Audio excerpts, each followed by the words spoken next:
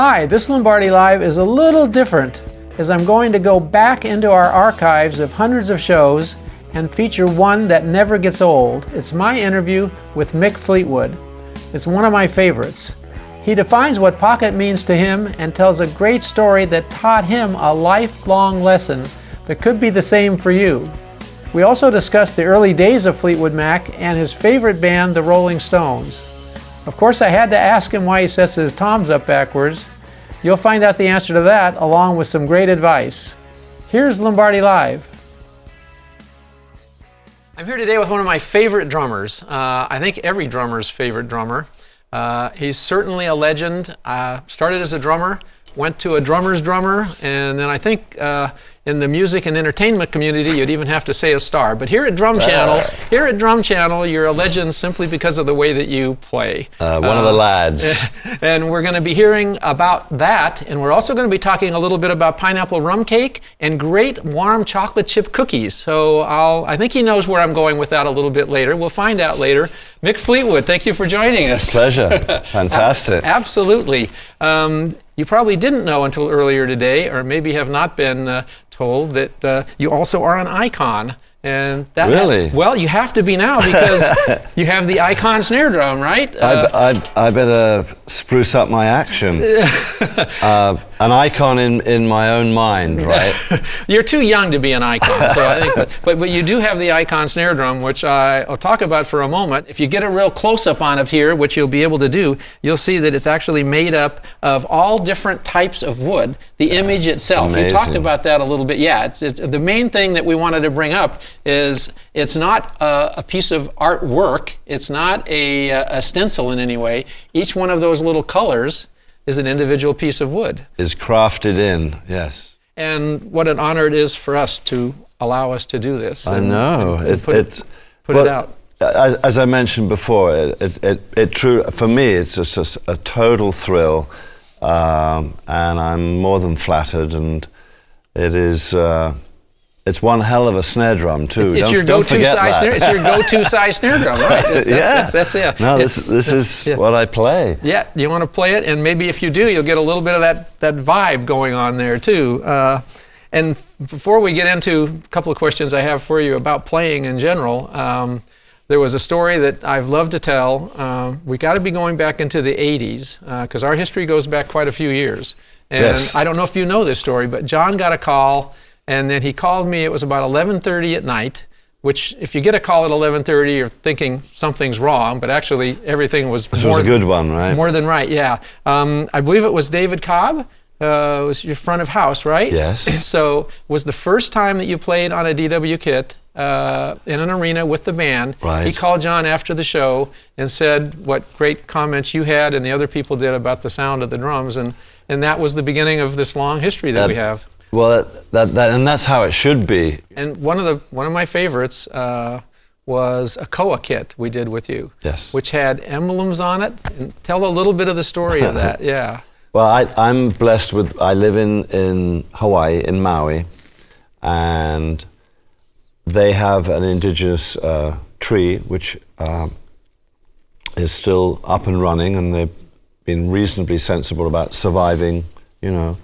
They're very careful about how they get harvested and so forth, called koa wood. And I'd mentioned in passing to John out here, and at that point he said, "No, I don't think I have any of veneers or anything with koa." And then I forgot about it. And then every time we come round to a major Fleetwood Mac tour, we get into crafting, putting together usually another drum kit, and that's always exciting. So I mentioned it again, and he said, "You know what? Just the other day, I've got a whole stash of koa which I had forgotten about." And someone out here at the factory workshop had mentioned it. So we put together a beautiful koa drum to honor where I live. And the graphics, though, on it. And the graphics this is traditional it's a fish hook. It's all to do with Hawaiian legend, and we replicated this and inlaid, much like the work that's done here, this beautiful image of this was inlaid in the kit, and I'll be playing it this week, tomorrow. That's right. I know blues music has always been, a favorite of yours, and you still have the band. Mick Fleetwood's Blues Band. Mick Fleetwood's Blues Band. Know what you're getting. Didn't have to spend a lot of money to come up with that name, no. did you? We thought that was important for people to know, so they're not going to get Rhiannon or, And whatever. Speaking with a dear friend recently, who I'm supposed to tell you hello from, Jim Keltner, by the way, we kind of definitely both agreed if you were to Google Pocket, you would be the one that would come up. And I think that's he'd be ahead of me. You would both be right up there, I'll tell you. But it's such an important thing for young drummers to learn about and know about, Yeah. And I was going to ask you the question, if a drummer gets to the point where he's practicing and he's taking private lessons, but he's sitting in the band for the first time, what advice would you give him that, should be paramount in his mind? First time he plays with a band. Yeah, first time you play with a band, I would immediately say, because my explanation would be, as a percussionist, as a drummer, is that you're leading but you're following. And I totally would say, first time in a band, assuming there's, well, even if you're in a band, if there's one other person, so watch their body language like a hawk. If you're just imaging, it's like being a good waiter in a restaurant or a great road manager. You never stop looking. How are we doing here? Or in the Secret Service, you go, how are we doing here? Oh, that's okay, we're moving here. It's all about that with me. And body language leads to a pocket. Now, you create the pocket for better or for worse in whatever way you do as a percussionist. That's pretty fair to say, meaning that's your commanding position. The following position is really, really, really, really important, because who you're working with, everyone has their own interpretation, whether we like it or not, of time, by just the nature of the way they're built or the way they're hearing something. If they're 10, 20 feet ahead of you on a stage, they're hearing things slightly different. They may be hearing something off the back of the hall. They may be hearing the bass player a little too loud. And so we're all talking about pocket as to where to put it. You have the confidence of knowing that you've got to be the rock, but you've got to be a rock that has vision. And the vision is the feedback you get off body language, or certainly if you're in real time and you have a voice, listen like a hawk. Always say, first of all, on a monitor thing, make sure your partner's you got plenty of hi-hat, because that's the first port of call. Whatever you're doing, that's the message. It's the 16s and the 8s and the 4s. It's better than just one. That's the nearest thing to a continuum. The body language is where the conversation starts, where you're in a supporting position, because you want, as a percussionist, to make the ensemble feel good. But you can't, you've got to be able to bend to a point, which is all about listening and hearing, and nothing better than seeing someone's body language.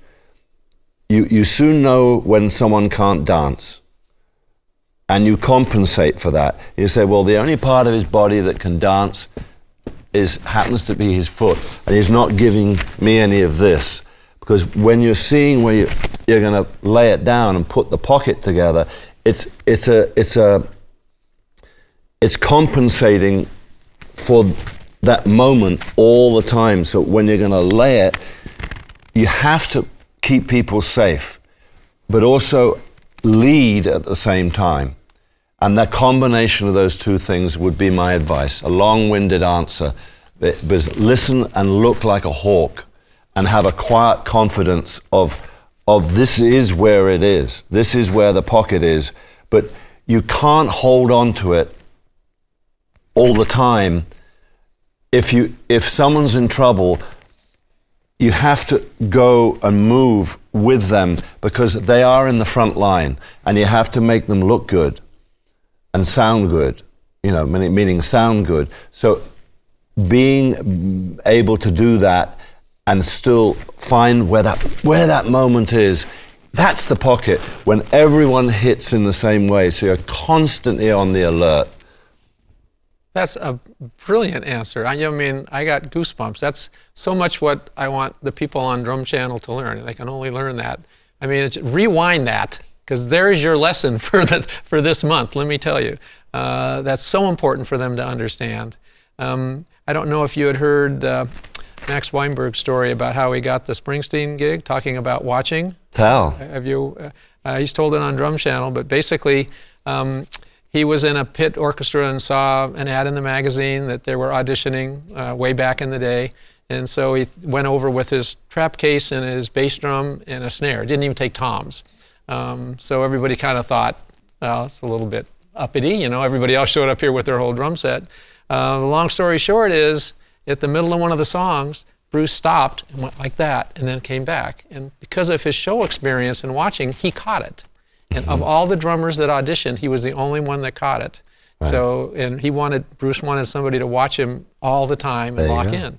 That's exactly what you're saying. Yeah. I guess it's...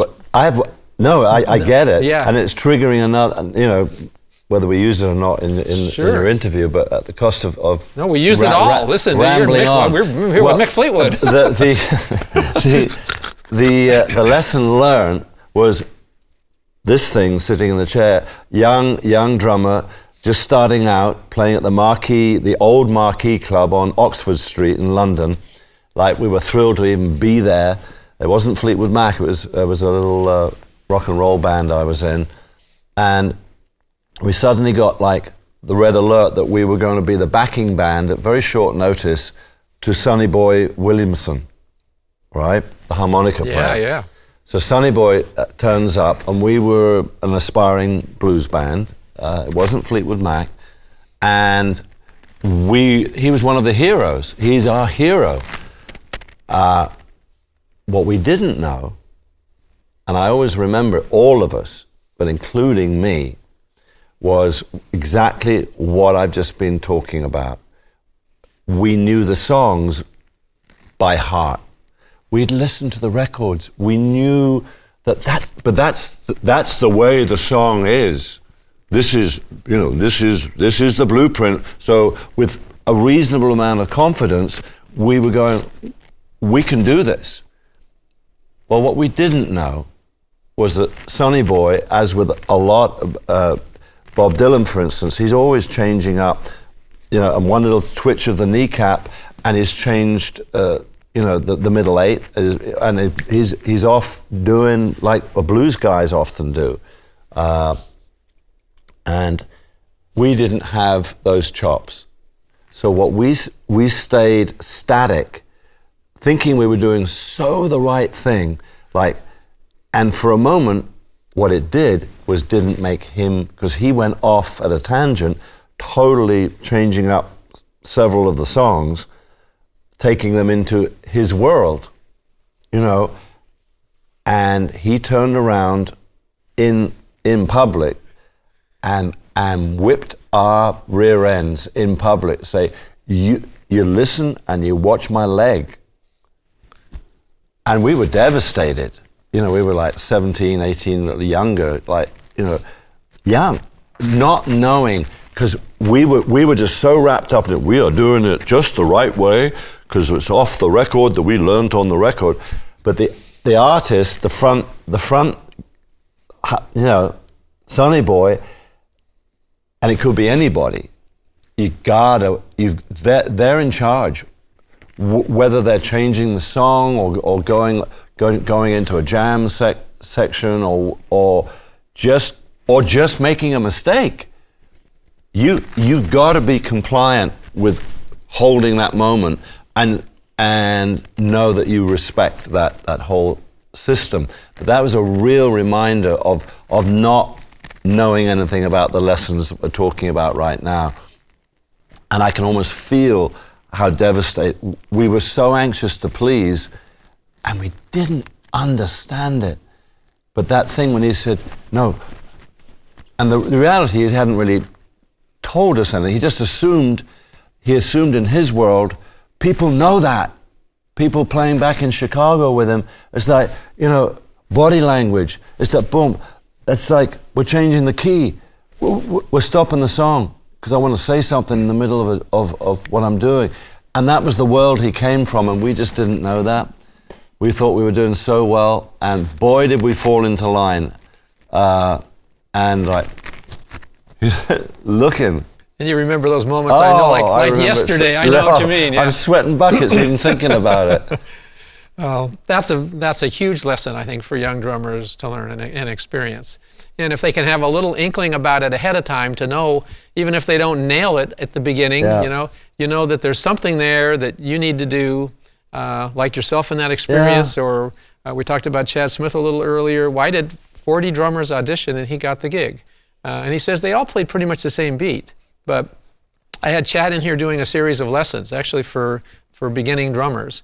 And it's called Chad Smith's Beginning Lessons by Chad Smith, Chad's Way. So the idea is they're beginning lessons for anybody to play basic rock beats, but they're Chad's way. So drummers who are really advanced have to look and see, where is that coming from? Where is the feel? So we were filming him, and I started taking the drums away. So he was just left with nothing but his body motion. And that's how he got the gig, and that's what I'm trying to impress upon a lot of the young drummers who are watching. It's not just playing it, but just feeling it. That's what you're saying. I think. The communication. And no, absolutely. And you're not always going to get it. But another, for instance, is the following. Would be, look at the rapport that Keith Richards has with Charlie Watts. Mick is out doing his thing, and when Bill Wyman was in the band, he was doing his thing. But there was what I would always encourage, and actually you're not always going to get it. I have it a huge amount because I'm so about doing that, and I will grab, when appropriate, as any moment I can. I'm always scanning the stage, just because I want to be fed that thing or communicate. And with me, it's mainly with Lindsay.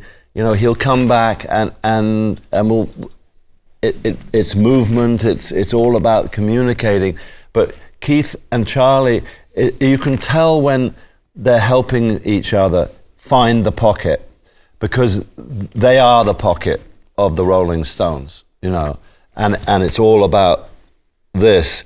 And I know for a fact that I had that rapport with John. If there's a moment where for some reason he goes, I think the old boy's me is not quite, whatever, he'll come over and it'll be, okay, it's time to go to school, Mick. Like, you're daydreaming or whatever's going on. And it's a real help if you are so lucky to be in a band, at least offer up the fact that you are available. You're available. Most people are going to say, well, what is he looking at? But as soon as they think that, you've got them, because at least there'll be a moment when, and hopefully you can train that interplay of obviously you can't do it all the time because everyone's bearing down and doing their thing, but once in a while you'll catch that thing, and they'll know that you're always there. Yeah, there's no doubt when you're there. Always available for that interplay, not only the sonic interplay of the dynamic of the instrument that you're playing, and thus theirs as well. I just think it's really a worthwhile, don't overthink it, but be available, and it will lead to sometimes a rapport that they may not have thought about, your fellow player. they may be very much in themselves, and the fact you've got them out and communicating with you, because you're vaguely demanding it by being available. You know, you go like, well, they'll get in the habit of going, oh, I better look at him because he's waiting for me. he's waiting for the date. You know, let's go on a journey together, and that I think is really a huge help to bringing it all together, where the ensemble is like a steamroller.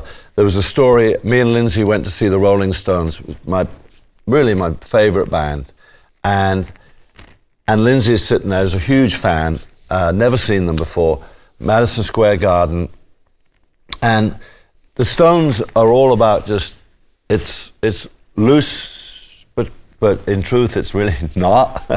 It's about, they'll wait, they're not in a panic.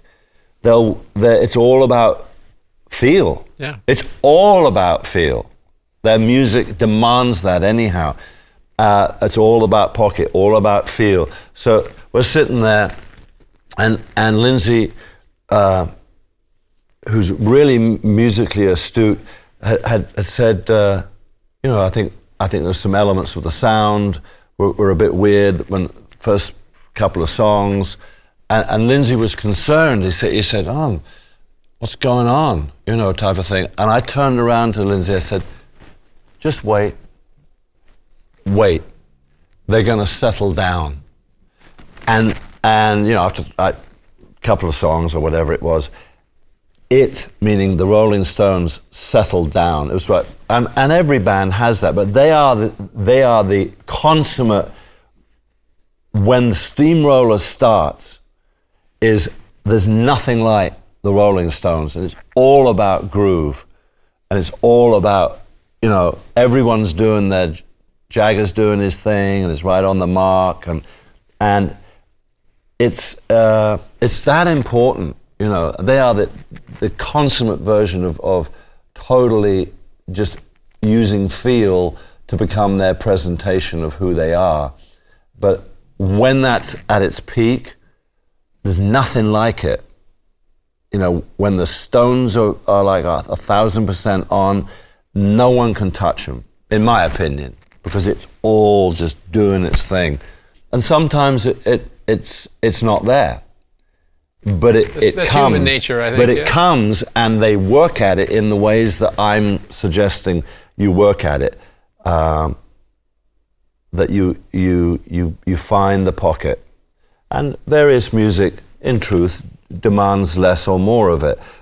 Certainly, early Fleetwood Mac, you know, and it still survives. Me and John and Christine are really part of a blues rhythm section, you know. So Fleetwood Mac has its thing, but the music that the later music with Fleetwood Mac, it's fair to say, is more linear and more hitting more bullet points of information, but it's tempered with what we're talking about, because everything has to hit, and you want the pocket, you know, and that's certainly that's whatever that is. When you gave me the accolade. That's when why your name comes like, up all the time in that situation. And seeing Charlie play, and it's interesting, and you play too. Two things that I think you share, thinking of body motion, is, and I hear it about you, just how cool and comfortable you look. It's almost like a pilot in his cockpit. It almost isn't like a drummer playing drums. The way you explain it just answers that to me. It's like somebody sitting there just interacting with the other people, watching what's going on. Yeah. And Charlie, with his jazz background, Charlie is a jazz drummer, of course, you know, and I think that influence, as your influence with blues, and I think it's personalities too. The way he approaches, as you say, when they lock in, there's nothing like it, you know. And thinking of time in general, we get a lot of students that are, you know, getting ready, and they hear so much about click tracks and not click tracks and how to play with them. And when you're talking about looking and bending and going one way and going another way, recently had an interview with David Foster, and we talked about time too, and how much the industry may have changed a little bit about the end result of the product of the record industry, as opposed to some of those earlier tracks that sped up like crazy and they kind of went where they went. But what would you say to young drummers in terms of being worried if they're not having true metronomic time? Something to work at, to work towards. The difference between pocket and great time, I guess. It's a touchy, which is interesting all to do question. with this. It is an interesting question. I may be the very person not to be talking about it, but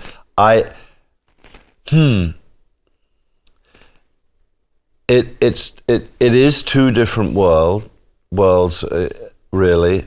By keeping what we would say is absolutely conformed, perfect machine time,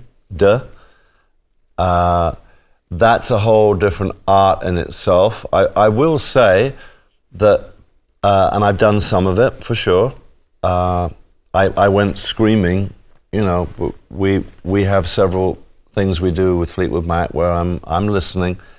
I actually have another version of it, which is called partial time, where it's clicked in and clicked out, so it's never continuous.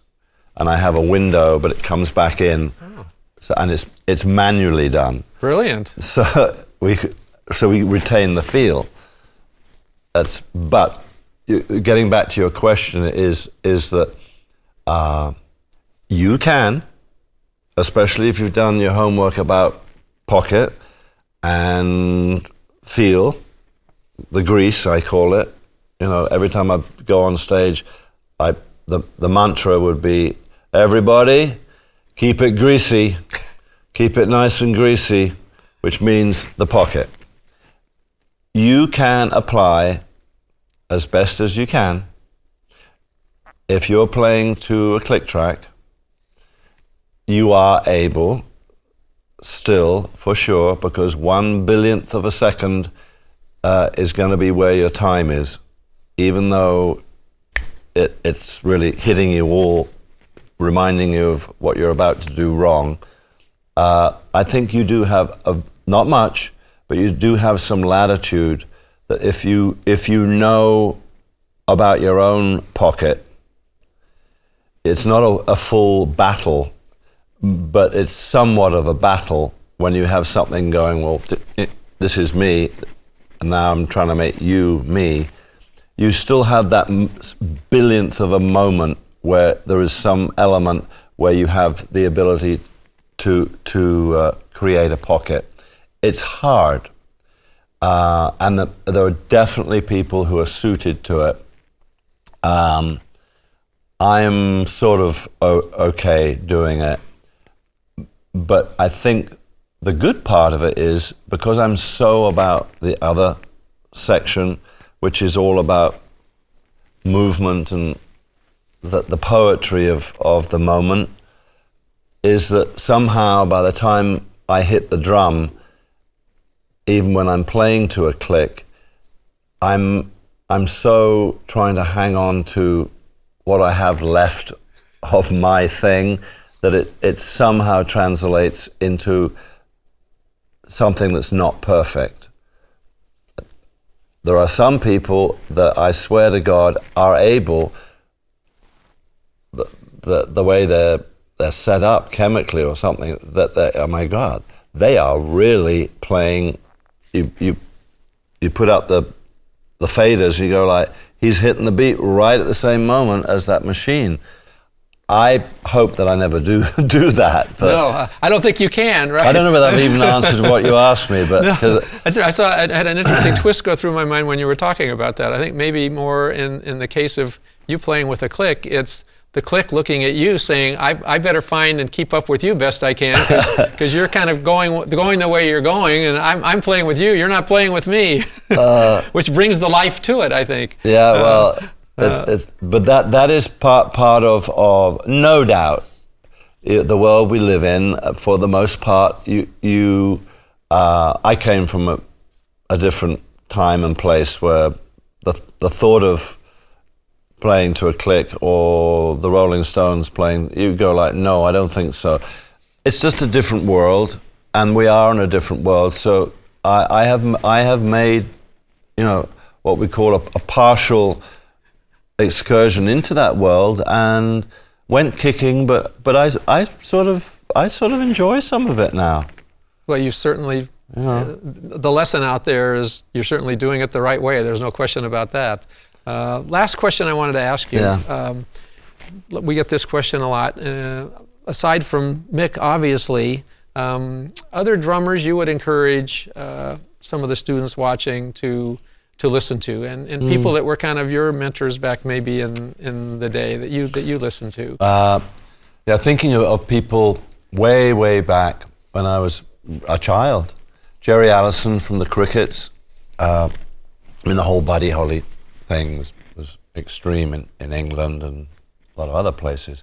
And there's a lot of people. Paul McCartney goes back to, you know, the Crickets and Buddy Holly, and I certainly did. And then I think really naturally I was always drawn to music, and then I would find out, you know, that's the drummer would be. I love tom-tom things. Maybe I was just so childlike. It's like drums is here we go, you know, type of thing. So, you know, later on Bo Diddley and... Speaking of tom-toms, though, what encouraged you to set up your drums with tom-toms in the opposite direction? Oh, it was an accident. Really? Yeah, someone in the early days like set them up wrong, or and I did all the setting up really, but one way or another they were set up, and I went,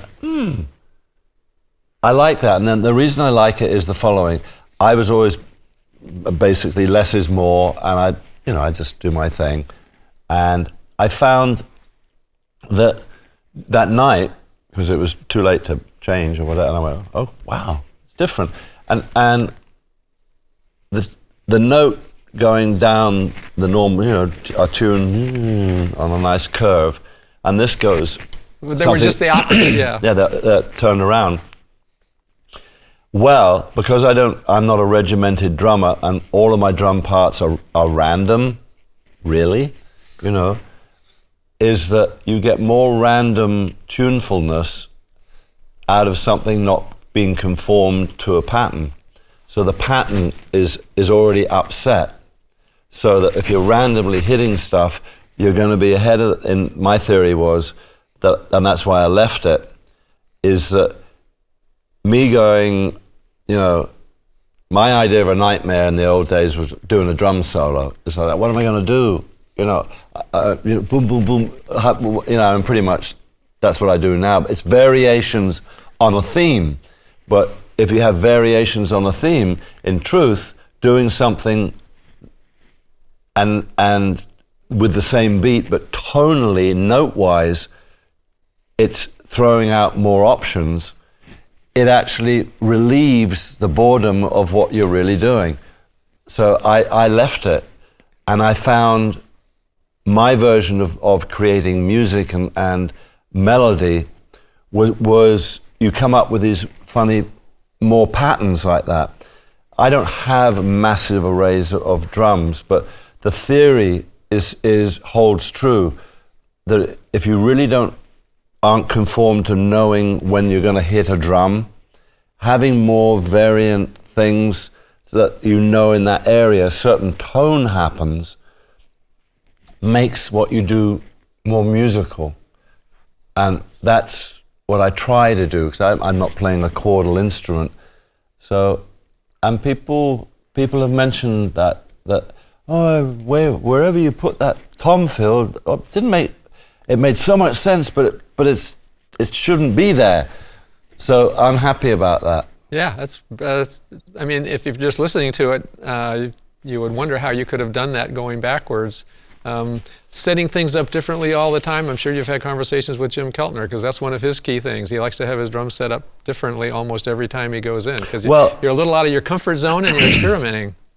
Excuse me. No, and I don't do that enough.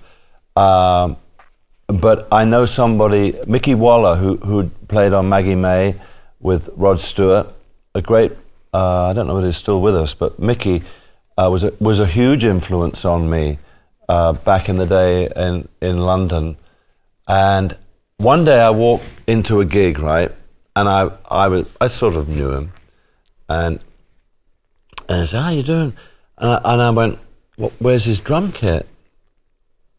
And I said, "What?" You know, because it was that obvious. It was like there was hi-hat, one cymbal, snare, bass drum, no toms. And I went, "What's the, did they get someone forgot, or they got stolen, or what?" He said, "No. Mick, what I do is once in a while I go through a period where I strip down almost everything. Because I want to know that I'm not getting lazy with time. Hi-hat, snare, and bass drum was one cymbal." And it made so much sense. Because he said, I don't want to be tempted. I want to know that I'm pulling it off with less is more. Good lesson. What a great lesson, and a great lesson to end with. You've given us so many pearls of wisdom here today. I can't thank you enough for joining us and taking time out of your busy, busy schedule. Yeah, thank you. And I have to wrap up by saying, if I wanted a good pineapple rum cake and warm chocolate chip cookies, is there any restaurant that has a very clever name that you might know about in the islands? Oh, well, Fleetwood's on Front Street. Oh, there you go. Maui, Fleetwood's on Front Street. What a coincidence. I'm often there, and I'm often playing. Yes. Yes. And check out the menu, because the warm chocolate chip, you will go to Maui just to get the warm chocolate chip cookie. I didn't know you were going to say that. Even if Mick isn't there, you're going to go there for the food, right? Oh, brilliant. Thank you so much. Thank you so much. Yeah, I love that.